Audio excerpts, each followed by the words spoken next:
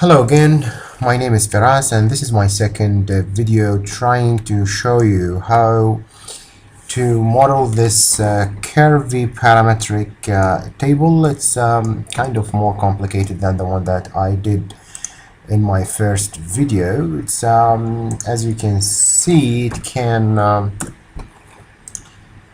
respond more and have lots of curves both on the edges and the glass panel. It responds well to the all types of parameter, the width and length and height.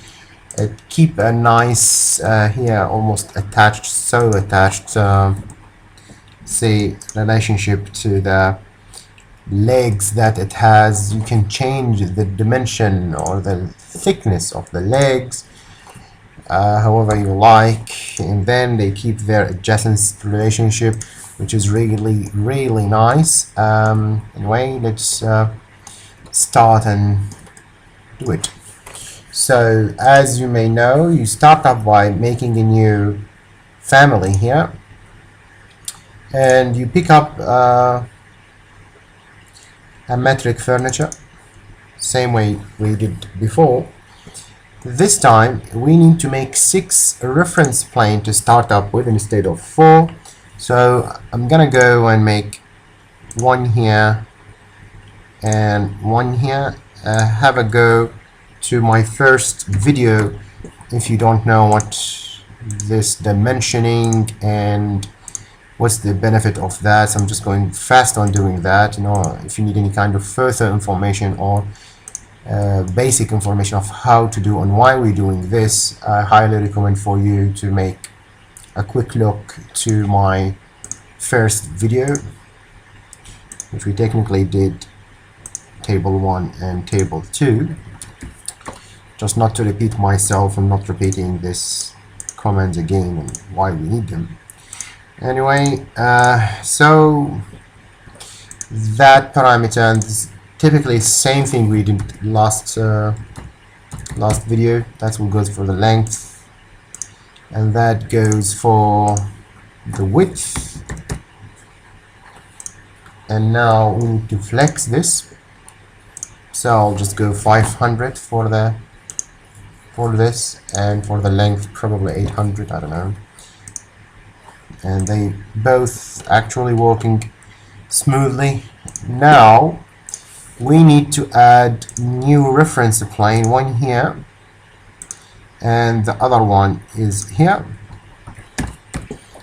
and I'm gonna add 2 new parameters here, this one and this one. I'm gonna call them diameter or dia, because they are actually the combination of 2 radiuses, the center of the first leg here and the second radius here. So from here to here half radius, and from here to here are the next half radius, which make this diameter. I'll just give it a clear number and at the same time flexing it. So let's go for 50. I know it's big, but just a test, and it's working perfectly. Now it would be a very smart choice to name those reference planes, so I will give them a name. This one, the upper one, and when you hit apply you see the name while selecting it. And same thing here, I'm gonna give it a lower reference plane, and again this one I'm gonna give it R1 for right, the first one, and this one just R2. This one on far left I'm gonna give it left one. Feel free to name it the way you feel more confident to remember. That's L2, that's the second from the left. And now see if they are all naming correctly. You don't need to name those, they are standard central points. So I'm gonna make now a 1 reverse U shape here, second here, and third and fourth here. So I'm gonna start up by doing those here inside one. So you need first to make this reference plane active or set. So go to set on the create and then pick the name lower. When you hit apply, see before even you hit apply, it's indicating it as a blue. when you hit OK, Revit will suggest to make it change the view in a proper way that allow you to work on it. So I'll just accept to see back, and now here that's the back view. Before I jump and make the U-shape or the reverse U-shape, I need a plane here and another reference plane, exactly same one we did in the previous video, and I'm just gonna call it height, flex that height to make sure it's working, hit apply, it's perfectly correct.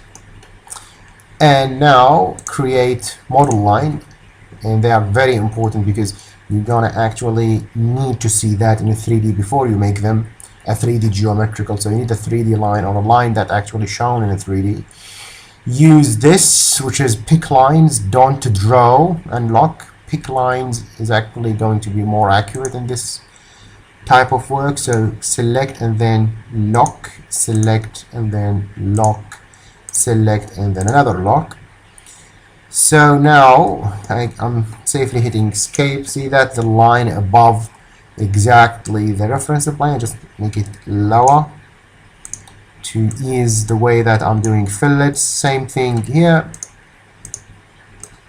just gonna push that to the lower part, which is this, the reference plane, reference level, which will be the finish floor actually of the table. So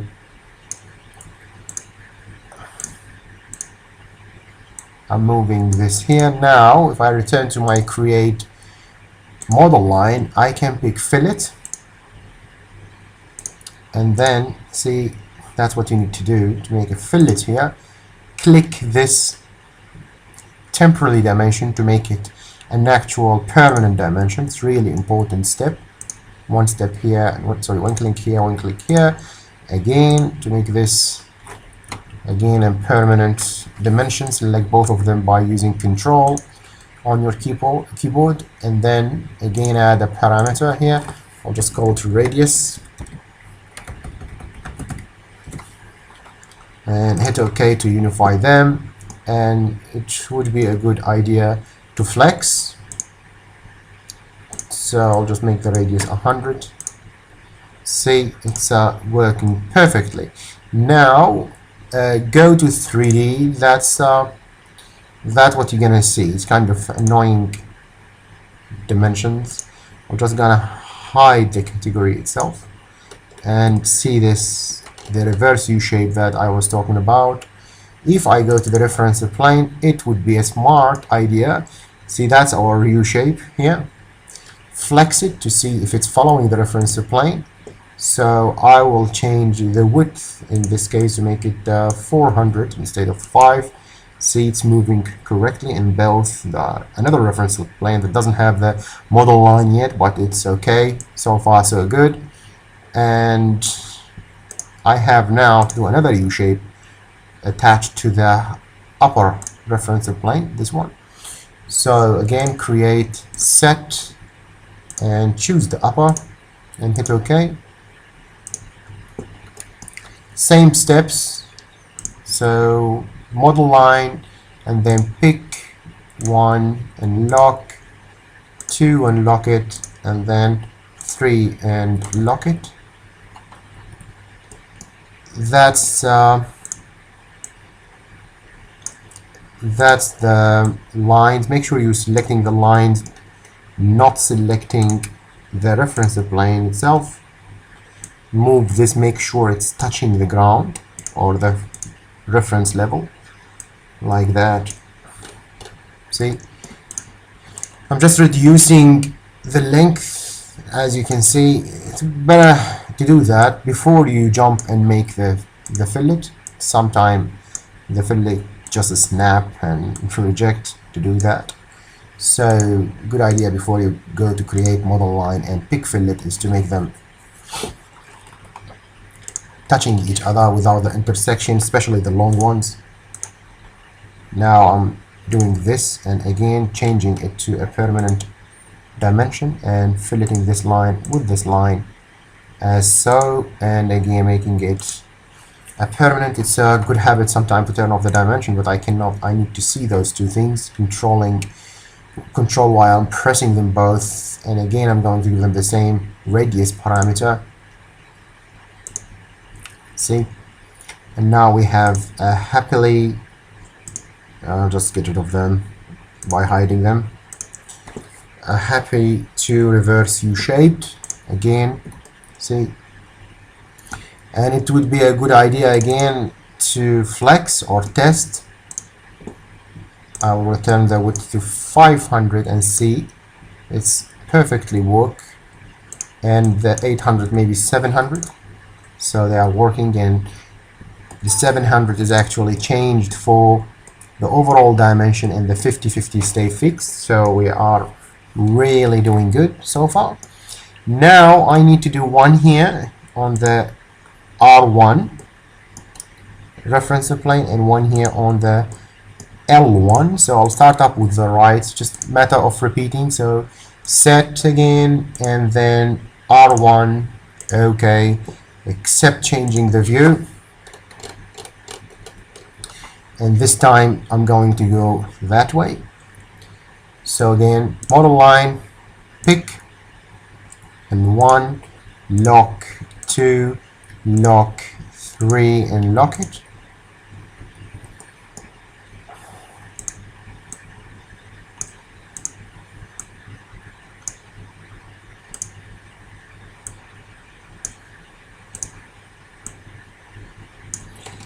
And the most important part is the lower part, as I said before. Create model line and then fill it that.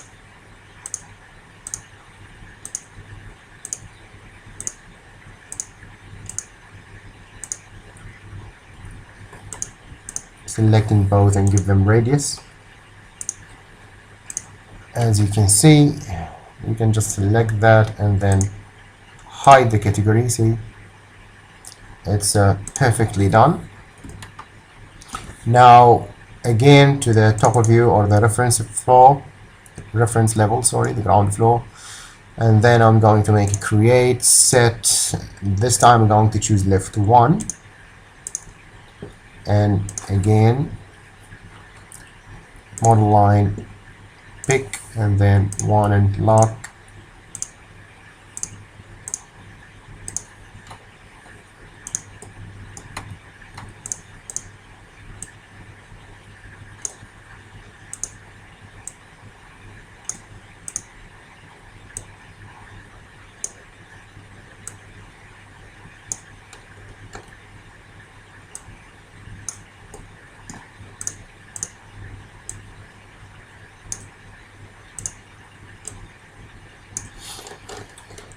Again, create model line, fillet.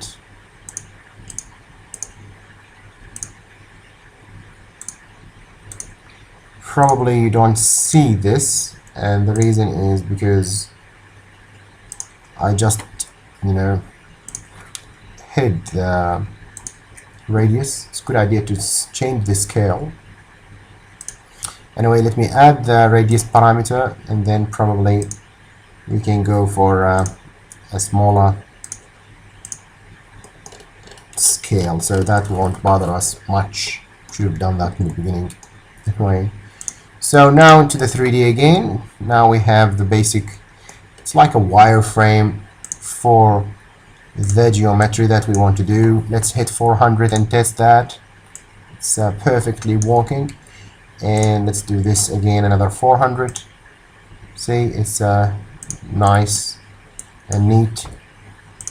And probably we're gonna change the diameter from 50 maybe to 30 to change the distance between the legs into a smaller thing. So now we need to go back and model a small circles, and yes, they are also a model line, so at the end of each leg, so like that exactly. Again, this one or this dimension is actually a new parameter which should called leg radius. I'll just call it leg R, or let's go leg radius. Let's kind of big, and again changing the scale can keep us from getting bored here.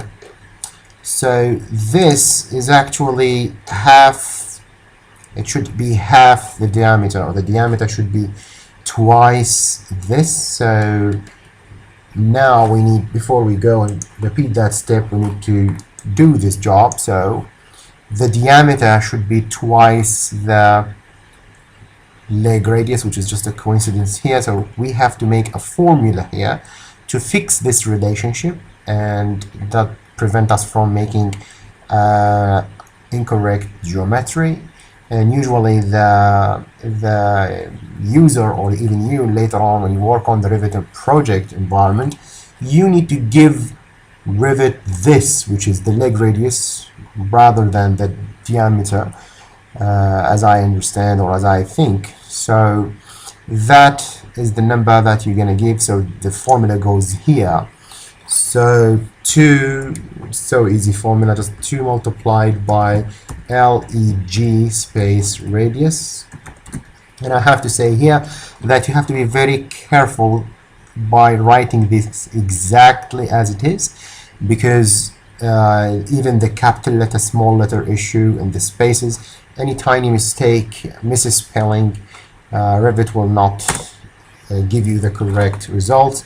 So later on you can change this maybe to 10. Let's again flex that, shoot this 20, and that means it's working perfectly. Apply that and close it. And now each line you did, let's see in the first, each line, each U-shape you did, it has to have a circle here. So I'm gonna do one here and one here and one here and so on. Let's do that. So one here for this, I'm going to go far away from it, so I'm going to do one here and hit that, and then selecting it, and I'm going to give it same thing, leg radius. See, it's half the distance between that line and that line, which is diameter. It's working perfectly. You need one here.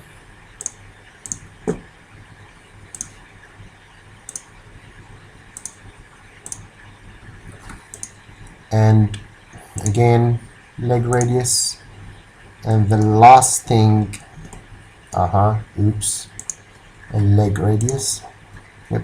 Careful when you move your scroll at the time you're selecting this, and otherwise you see it's gonna jump for the next thing, as it's happened to me, jump to the width. Anyway, so what else? We have this circle for this one, we have this circle for this one, we have this circle for this circle, sorry, for this one. So we need one here, and probably it's a good idea to delete this. So just to keep them away from each other, that's why I delete the previous one. So this one, and for that line again here.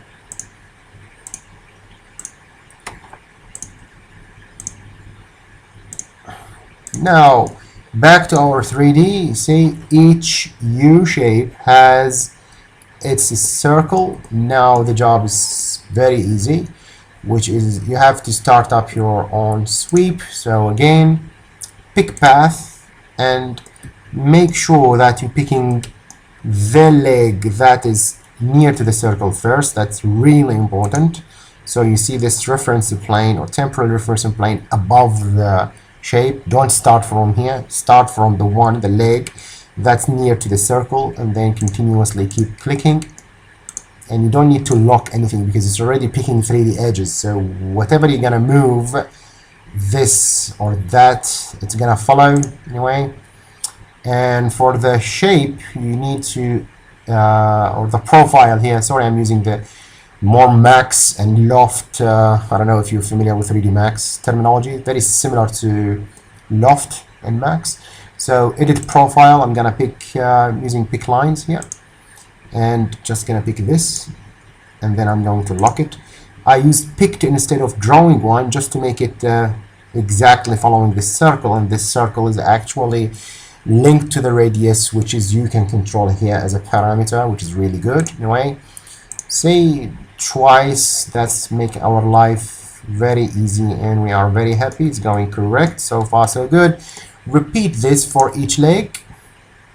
So I'm going to do that quickly.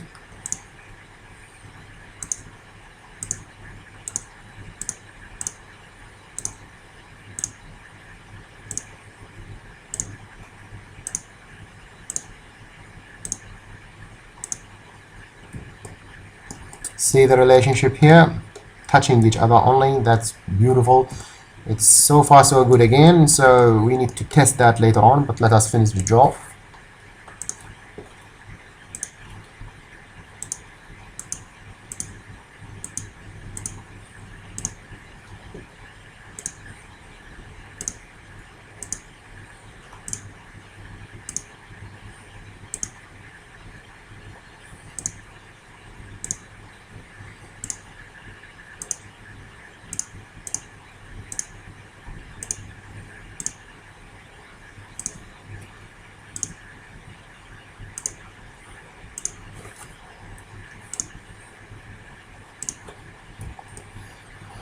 Now we are looking good. Just change the viewport from hidden to shaded.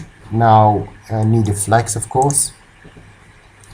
First thing I'm gonna flex is the leg radius, just making it 15. See, it's working so far so good again. 7. Beautiful, so beautiful. And now I need to flex the radius, probably instead of 100 I'll make it 150. And again, yeah, it's working. So width probably, so good. Now we need to model the upper surface, which is a piece of the glass. So even before, you can just select those 4 metal frame that you have, and from the material you can attach here small bottom and add a parameter material and call it metal. So when you send this to the project environments, you're gonna find your own material that you can assign later on. And this is pellet, so embarrassing. Anyway, you can just rename that and change the name for it into the correct way, less embarrassing way. Anyway, I'm so lazy to do so. And now I'm going to again to the top view, getting rid of not going to get rid of the dimension because I'm gonna need them. Probably we're gonna need here a new reference plane, and I'm gonna tell you why. So that's one here, and I'm going to have another one here, 2. Dimension again from here to here. Select those 2, and those 2 have to have diameter, which is the same that you added here. This will make you see this inside rectangle. That will be a perfectly spaced glass surface. So now when you create the glass surface, it will be equally away using from the Y or the X axis, and not just an assumption or a fixed relationship. It will be parametric also by that. Create an extrude, and again pick lines and one lock. Always lock the lines as I do here, and then here again you can use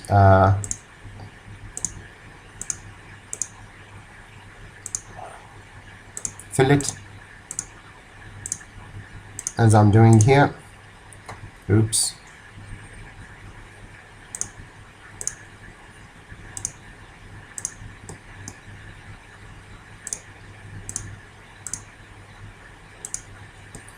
Now the 4 of those actually you need to select them again and give them a new parameter. Let's call it a glass radius,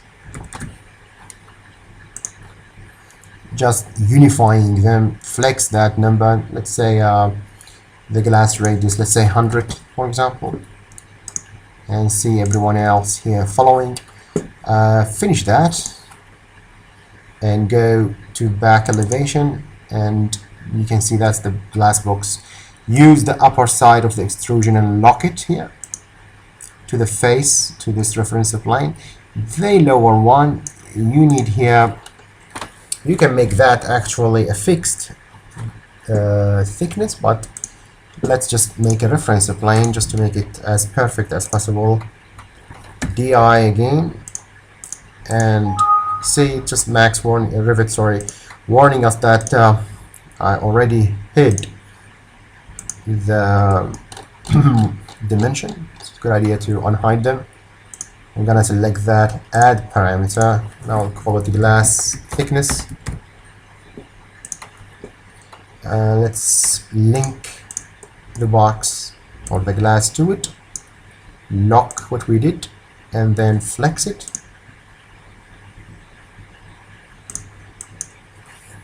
Let's make it 15 pm, and yep, it's working perfectly. Let's go to 3D. Now if you don't like it to be glass, it's up to you. You can just keep it as it is. Yeah, it's looking good so far. If you don't want it to be solid, you can just again pick whatever you like, material you like. I'm just going to give it a glass as I show you in the beginning, so just a glassy. Here it's having now a glass panel, and lovely and beautiful. You can just save that and that's it. The lesson will finish. But if you are nitpicking, like I always love to do, like trying to make it as possible as you like, it's probably gonna say it's gonna fall and you need something to hold it, and yes, I'm going to do that. So it's very easy. Go to the floor plan again, and probably you need to activate the lower reference again. So in the set, I'm going to use the lower plane. In here, I'm going to create a simple sphere here, like that. This radius, I'm going to give it, press something here, I think, sorry. I'm going to give it the same, which is leg radius, so it will be exactly the same thing. And then just finish it. That's it. Finish the extrusion mode. Go to the 3D, you're gonna have this. As you can see, I can just pick it and give it any kind of extrusion that I think suitable. Let's say 100. Yeah, it's too much. 50. Yep, again too much. So 20. Something to look like it's holding. I know I can boolean that and make even a Revit if you like, but again, don't go too much modeling. Small thing, don't forget that will be very small part to be seen in the plan, and probably too much modeling in this would not be recommended. To have too much small lines in this, which is technically gonna be 30 centimeter by 30 centimeter or something like that. So I don't recommend you to over model any kind of geometry you do. Anyway, back again, so we did one here, I'll do the rest quickly following the same concept. So upper,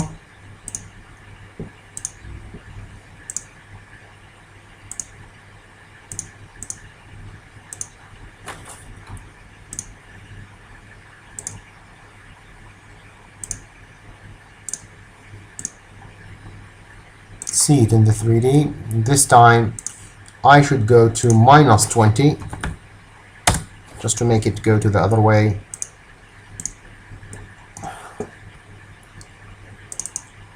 And then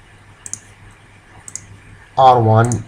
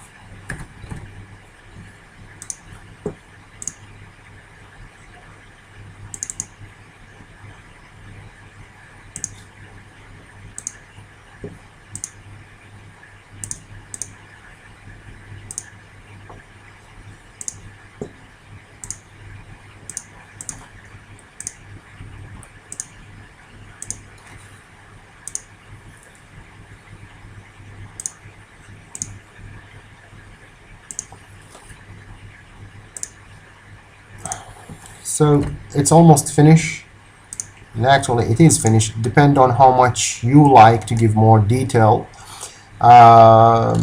You can just go and select all those if you like, and add a parameter here, and you can define something called pin length, or just define that. Let's go and do it, by the way. So I'm just gonna add a parameter, and I'll call it gonna call it pin length, just to make it exactly correct based on the distance between the glass panel and the tube itself, the metal tube itself. So the pin length should be, for example, maybe 1.5 or twice the amount of what diameter. So it should be 21 in this case. If I hit apply, so I'll select this one, for example, and instead of a fixed number that you may say, if you increase the diameter or something, that will be ugly and void, to make it 100% correct. So just give it a pin length, and it's gonna be parametric. So whenever you change this distance, this one is actually going to follow this one again. I'll give it again pin length. This one though, which is the one with the negative, might give you a problem. So go to good idea to save. I'm gonna add a new one. I'm gonna call it negative pin length, and all you have to do is to copy that. So you should say minus pin space and length, and hit apply, hit OK. So you can select this one and give it minus length. That makes sure that now whatever you want to change any parameter in this, the table will work correctly, and the pin will change with the change of everything you change as a diameter or as the radius of the metal tube itself. So let's test that. Let's first make the tube or the leg radius maybe 5. Let's see what's happening. See, it's working correctly. It's getting less. This one is less, and the same distance will be always the glass being held by the pin itself. And anytime, see, this is actually holding the glass, passing it. That's what technically we want. So that's it, guys. We have our table, and I wish that this tutorial is actually useful for you. Please subscribe to my channel and like this, and I will make sure to give more information and describe more complicated tables or even other type of furniture or geometry that you like as a family. Thank you very much, and have a nice day. Bye.